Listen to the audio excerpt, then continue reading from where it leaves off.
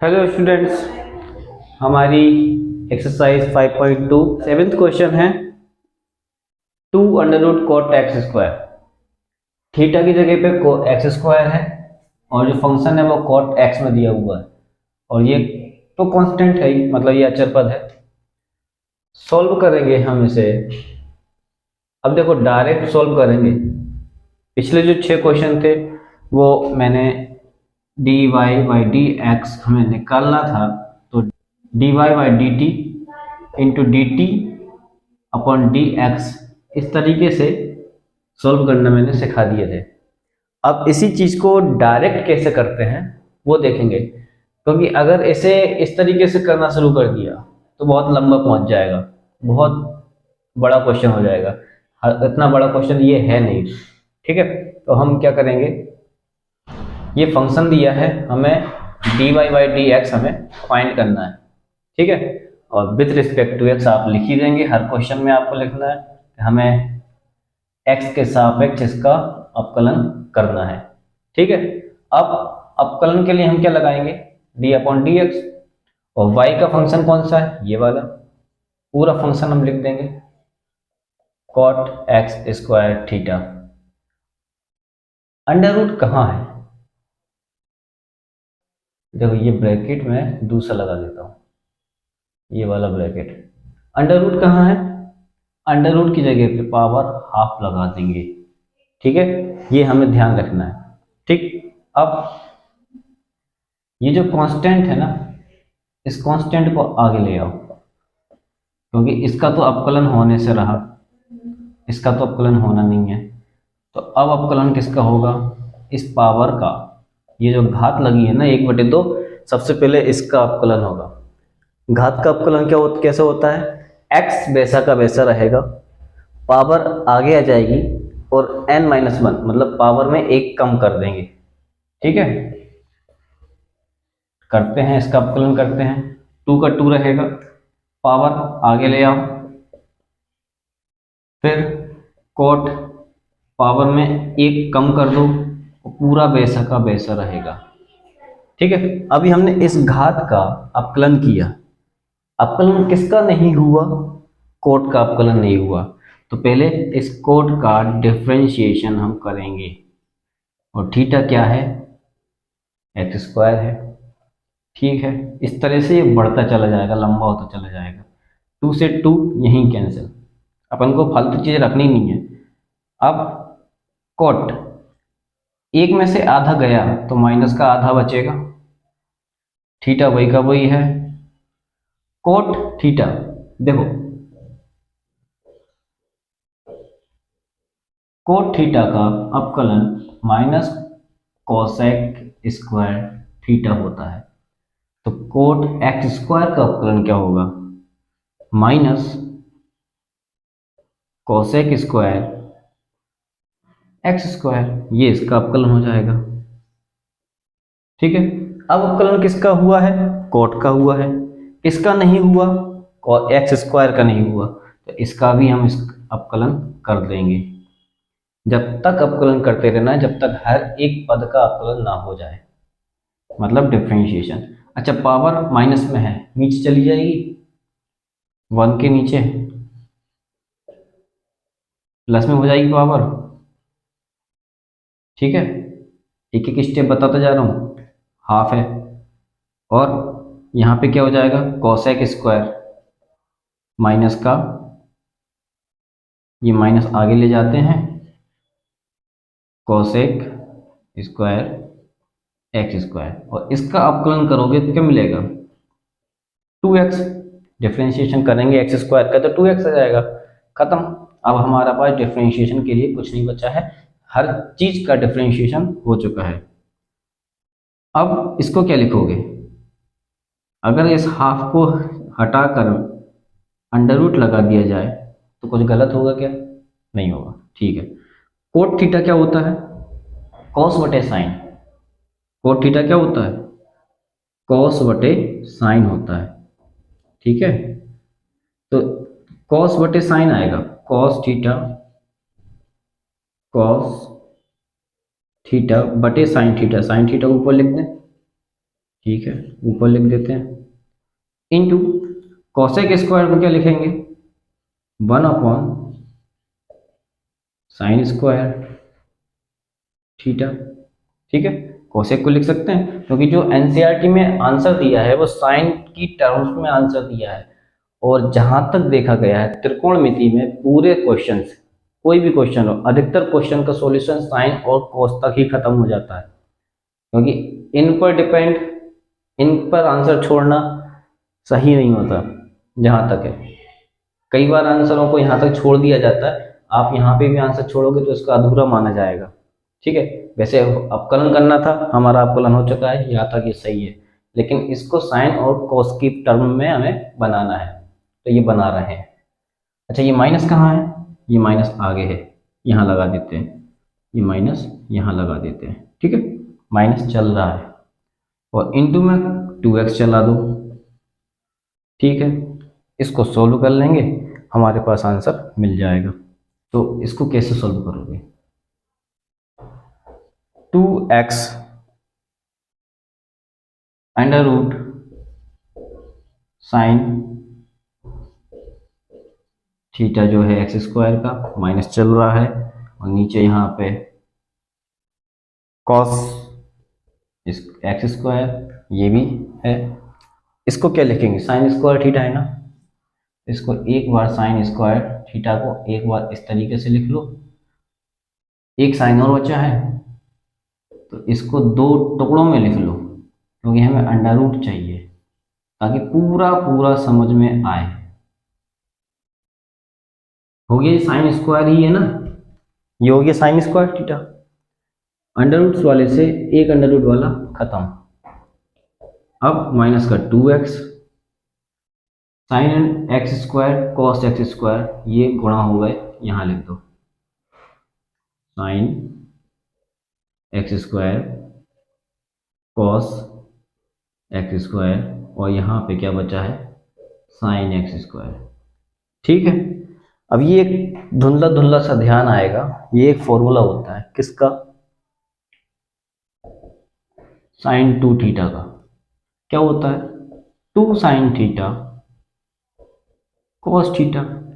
कमी किसकी है, 2 की, 2 की कमी है ना, तो अंडर रूट के अंदर अगर 2 पहुंचाना है तो हम इसमें गुणा कर देंगे, अंडर रूट 2 से ऊपर अंडर रूट 2 से नीचे।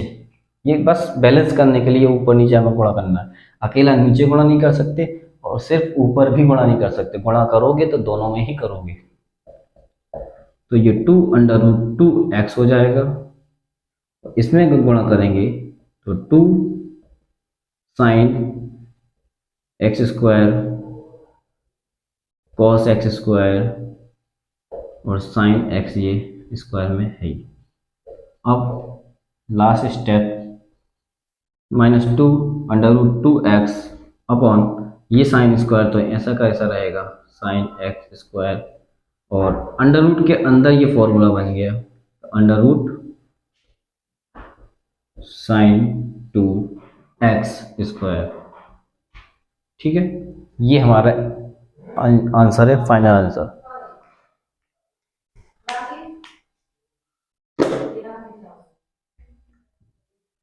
Question number 8, y equal to cos under root x। अगर cos x होता तो इसका डिफरेंशिएशन माइनस साइन x हो जाता, लेकिन इतना छोटा क्वेश्चन थोड़ी ना पूछेंगे, x की जगह पे अंडर रूट x बना दिया, तो इसको कैसे करोगे, कर तो सकते हैं डायरेक्ट, लेकिन जिसको पुरानी स्टेप समझ में नहीं आई वो देख लो, और अगर डायरेक्ट करना चाहते हो तो डायरेक्ट मैं बता देता हूँ, cos x का डिफरेंशिएशन करोगे तो माइनस का साइन अंडर रूट x आएगा, आएगा कि नहीं आएगा, cos x का माइनस साइन x आता है, तो cos अंडर रूट x का क्या होगा, minus sine under root x। Under root x का द्वारा से हमें डिफरेंशिएशन करना पड़ेगा। ठीक है, कर देंगे, साइन अंडर रूट x, इसकी पावर को हमें लिखना पड़ेगा किस तरीके से, हाफ के रूप में, और जब पावर होती है तो पावर आगे आती है और उस पावर में से एक कम करना पड़ता है और डिफरेंशिएशन हो जाता है। ठीक है, तो इसको भी हम लिख देंगे साइन अंडर रूट एक्स 1/2 है तो यहाँ पे 2 आ जाएगा, और ये पावर कम हो जाएगी तो माइनस का हाफ बचेगा, माइनस का हाफ नीचे चला जाएगा। ठीक है, तो माइनस का हाफ नीचे जाएगा तो अंडर रूट एक्स इस तरीके से बन जाएगा। ये तो हो गया डायरेक्ट मेथड। हमें चाहिए dy बाई डी एक्स, जो कि होता है dy अपॉन dt के फॉर्म में, और जो dt होता है वो dx। इस तरीके से हम इसको रूपांतरण कर लेते हैं, बन जाता है। ठीक है, ये इसके इक्वल होता है। अब लेट मान लिया कि t इक्वल टू हमारा अंडर रूट एक्स है, इसीलिए y इक्वल टू हमारे पास क्या हो जाएगा, cos t हो जाएगा। और अब अवकलन करेंगे विथ रिस्पेक्ट टू t के सापेक्ष हम इसका अवकलन करेंगे, तो dy अपॉन dt। y क्या है हमारे पास, cos t है, cos t का अवकलन होता है माइनस का sin t। हो गया अवकलन। t की वैल्यू क्या है, अंडर रूट एक्स है, रख दो। हमें क्या चाहिए, dy बाई डी एक्स चाहिए। इसके सामने क्या है, dy upon D T. dy upon D T की वैल्यू क्या है, माइनस का साइन अंडर रूट एक्स, और d अपॉन टी एक्स, और t की जगह पे क्या है, अंडर रूट एक्स। इसका अवकलन इस तरीके से हो जाएगा। चाहो तो फिर से देख लो, साइन अंडर रूट एक्स बिल्कुल वैसा का वैसा, अंडर रूट हटा के पावर लगा दोगे हाफ, और इसका अवकलन क्या होता है, पावर का, पावर आगे आ जाती है, एक्स वैसा का वैसा रहता है, और पावर में से एक कम हो जाता है। बाकी चीजें सब वैसी की वैसी रहेंगी। साइन अंडर रूट एक्स या अपॉन में 2 इस तरफ हो जाएगा, गुणी हो रहा है ना, तो यहाँ क्या बचेगा, एक्स की पावर माइनस का हाफ, हाफ में से -1, तो माइनस का हाफ बचेगा। और पावर को पॉजिटिव बनाने के लिए ये x नीचे आ जाएगा, तो प्लस का माइनस का जो हाफ था वो नीचे आके प्लस का हाफ बन जाएगा, और प्लस के हाफ को हम क्या लिख सकते हैं, साइन अंडर रूट एक्स नीचे हो जाएगा 2 अंडर रूट एक्स, ये आंसर हो जाएगा। ठीक है, डायरेक्ट भी कर सकते हैं और इस मेथड से भी कर सकते हैं।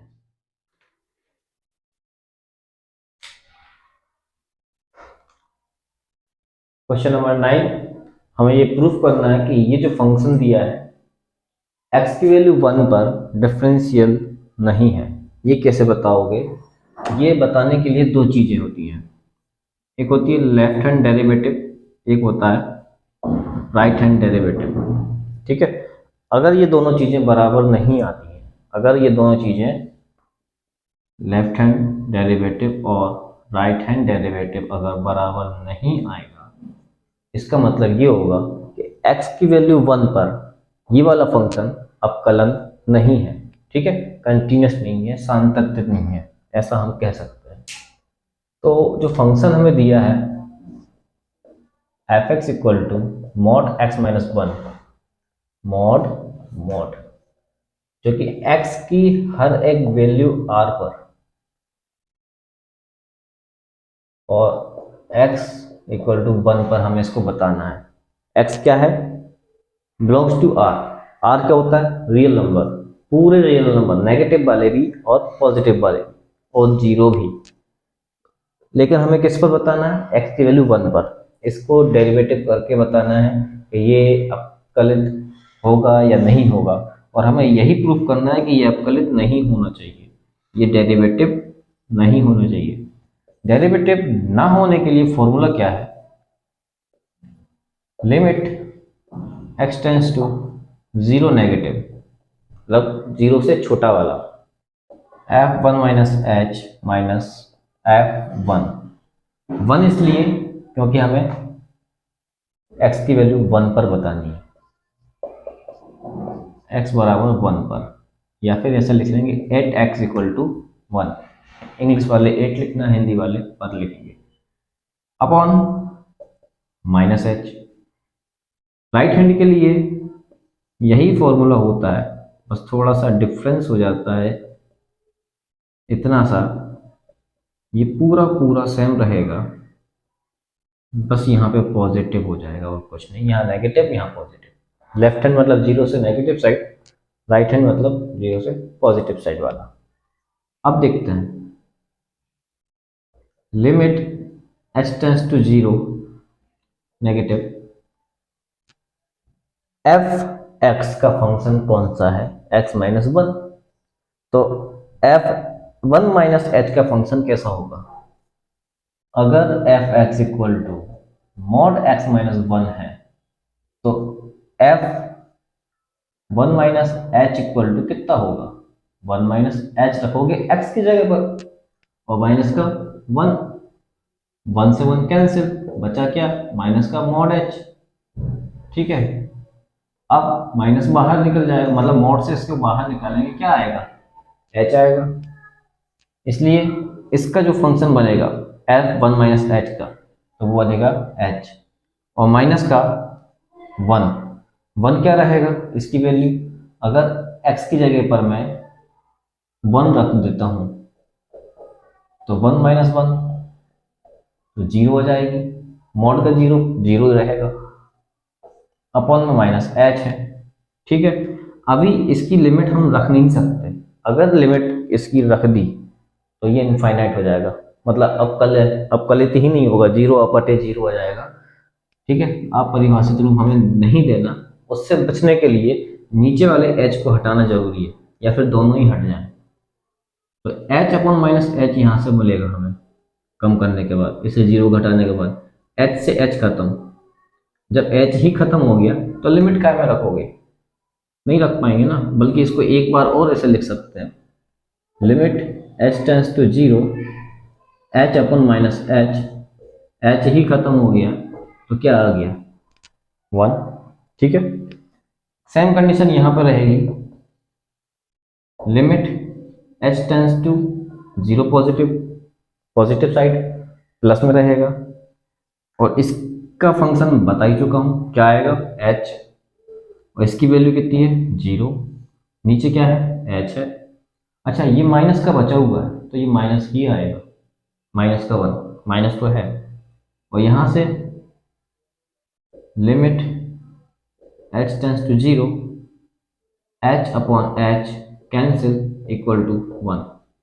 अब यहां पे क्या हो रहा है, लेफ्ट हैंड डेरिवेटिव माइनस का वन आ रहा है, राइट हैंड डेरिवेटिव वन आ रहा है, सिर्फ प्लस पॉजिटिव वन, तो ये बराबर नहीं है। हेंस द फंक्शन जो एफ एक्स जो फंक्शन हमें दिया है एक्स माइनस वन, क्या लिखोगे, डज नॉट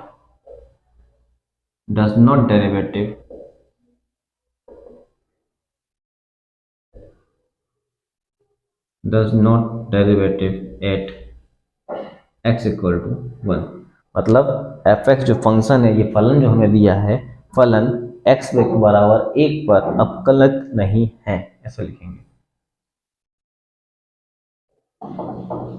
अवकलित नहीं है। ठीक है, सेम क्वेश्चन 10th वाला भी है, ऐसा ही करेंगे उसमें। क्वेश्चन नंबर 10 है, F X equal to X, जो कि बड़े ब्रैकेट के अंदर है, ठीक है, और x की वैल्यू 0 से लेकर 3 के बीच में है, जो हमें दी है 1 और 2। इस पर हमें बताना है कि ये जो फंक्शन दिया है वो डेरिवेटिव नहीं है, कंटिन्यूस नहीं है, अवकलित नहीं है, या सान्तत्य नहीं है। तो सबसे पहले क्या करेंगे, x इक्वल टू 1 पर हम इसे बताएंगे, और इसके बाद x इक्वल टू 2 पर हम इसे बताएंगे। ठीक है, फंक्शन कैसा होगा।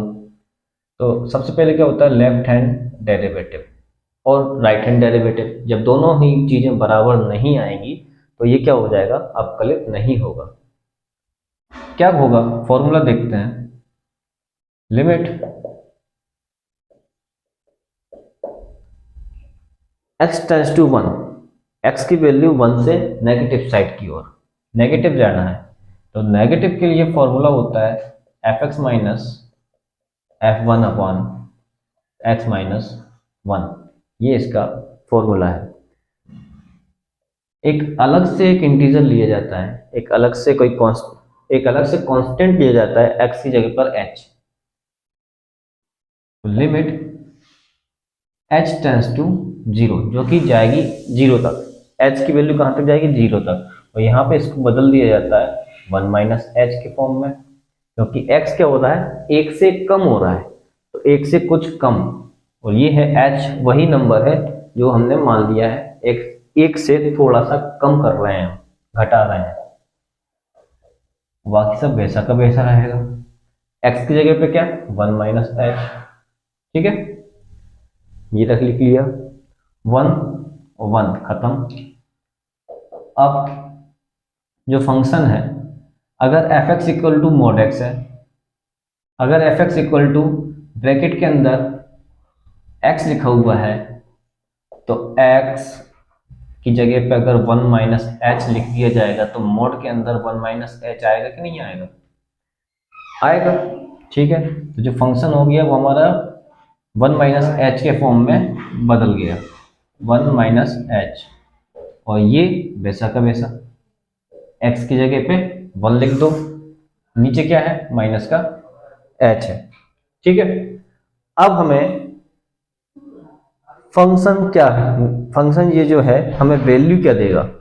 ये क्या होता है? महत्तम पूर्णांक है। ये ग्रेटेस्ट इंटीजर फंक्शन है कि अगर f(x) इक्वल टू ब्रैकेट के अंदर x दिया है, तो हमें वैल्यू x ही मिलेगी। जैसे कि अगर 1 लिखा हुआ है, तो ब्रैकेट के अंदर 1 होगा और हमें 1 ही मिलेगा। और अगर 2 लिखा है, तो हमें वैल्यू 2 ही मिलेगी। लेकिन यदि 1 से कुछ कम कर दिया जाए, 0.9 कर दिया जाए, तो हमें क्या मिलेगा? 0 मिलेगा। पॉइंट के आगे का जो नंबर होता है, हमें वही वैल्यू मिलेगी। जैसे इसमें अगर 2.3 होता, तो हमें 2 ही मिलता। ठीक है, यदि ब्रैकेट के बाद पॉइंट में 1.9 होगा, तो हमें 1 मिलेगा। इसी तरीके से 1 माइनस एच, मतलब 1 से कुछ कम, 0.99 या 0.9 या 0.8, हमें वैल्यू क्या मिलेगी? 0 ही मिलेगी। और इसकी वैल्यू क्या होगी? मॉड, मतलब ब्रैकेट के अंदर 1, तो वैल्यू क्या है? 1 है। और अपॉन में क्या है? h है। अच्छा, लिमिट लिखना भूल गया हूँ मैं, लिमिट लिखो पहले, बहुत जरूरी है ये। क्या मिल गया? माइनस का 1 और नीचे h। लिमिट अभी नहीं रखना, लिमिट अभी मत रखना, पहले सॉल्व कर लो। लिमिट h टेंड्स टू 0, इसको घटाएंगे -1 ही रहेगा वो h। ठीक है, अब लिमिट रखेंगे हम। अब लिमिट रखेंगे तो लिमिट हट जाएगा, -1 अपॉन 0 आएगा, और इसको सॉल्व करेंगे तो इनफाइनाइट आएगा। ठीक है, जो कि अपरिभाषित रहेगा। राइट हैंड लिमिट को भी हम सॉल्व करेंगे।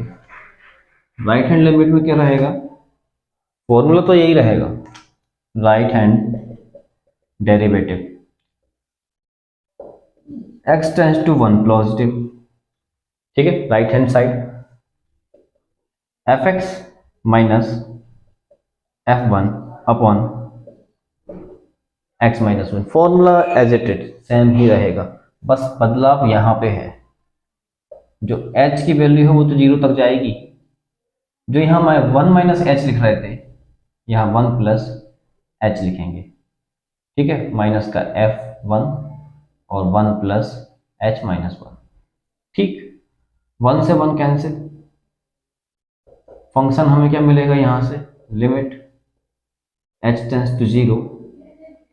फंक्शन क्या मिलेगा? जिस तरह से इसको फंक्शन हमने ये बनाया था, वैसे इसका फंक्शन भी हमें यही मिलेगा। और ये ब्रैकेट के अंदर 1 और नीचे h है। ठीक, अब लिमिट h टेंड्स टू 0, ये हमें क्या वैल्यू देगा? ये 1 में से कुछ कम हो रहा था, 0.9, 0.2 या 0.5 या कुछ भी बच रहा होगा। पॉइंट के पहले 0 था, तो हमें 0 वैल्यू दी। ये 1 में कुछ ऐड हो गया, तो 1.1, 1.2, 1.3, 1.5 या 1.999 कुछ भी मिल रहा होगा, लेकिन 2 से कम है। ठीक है, अब हमें वैल्यू क्या मिलेगी, 1 ही मिलेगी। ठीक है, वैल्यू क्या मिलेगी, 1। इसकी वैल्यू क्या मिलेगी, 1, और ये क्या है, 1 है। अपॉन में क्या है, h। हमें अभी वैल्यू या लिमिट की वैल्यू हम अभी नहीं रखेंगे। क्या होगा, लिमिट h टेंस टू 0, 1 - 1 हो जाएगा 0 अपॉन h। ठीक है, अब यदि इसकी वैल्यू आपने रख दी तो खत्म, आपका आंसर गलत हो जाएगा। हमें पहले इसको ही सोल्व करना है। 0 में किसी भी नंबर का आप डिवाइड करोगे तो क्या मिलेगा, 0 ही मिलेगा। और अब इसमें लिमिट रखने की जगह ही नहीं बची, h ही नहीं है यहाँ पे, तो लिमिट कहाँ रखोगे, हमारा आंसर क्या हो गया, 0 आ गया। क्योंकि होता ये है कि लिमिट रखने से पहले आपको ये चेक करना है कि लिमिट के सामने x हो, h हो, f हो, p हो, c हो, कुछ भी हो, लिमिट के आगे कभी भी 0/0 या इनफाइनाइट अपॉन इनफाइनाइट ऐसी कंडीशन नहीं बननी चाहिए, और अगर बन भी रही है तो उसे सोल्व करके हटाना पड़ेगा। ठीक है, तभी आपका क्वेश्चन या सॉल्यूशन सही माना जाएगा, अन्यथा एल हॉस्पिटल रूल से उसे सोल्व करना पड़ेगा, जो कि अभी आपके सिलेबस में है ही नहीं। ठीक है, तो इसको इस तरीके से सोल्व करना है कि जहां तक संभव हो हमें 0/0 इनफाइनाइट अपॉन इनफाइनाइट से बचना है। ठीक है, तो इसको सोल्व कर लिया था, यहाँ पे हमने लिमिट रख दी थी, 0 आ गया, इनफाइनाइट आ गया। इससे हमें क्या मिला कि जो लेफ्ट हैंड डेरिवेटिव है बराबर नहीं है राइट हैंड डेरिवेटिव के, इसीलिए देयरफॉर फंक्शन, जो हमें फंक्शन दिया है, does not exist at x = 1।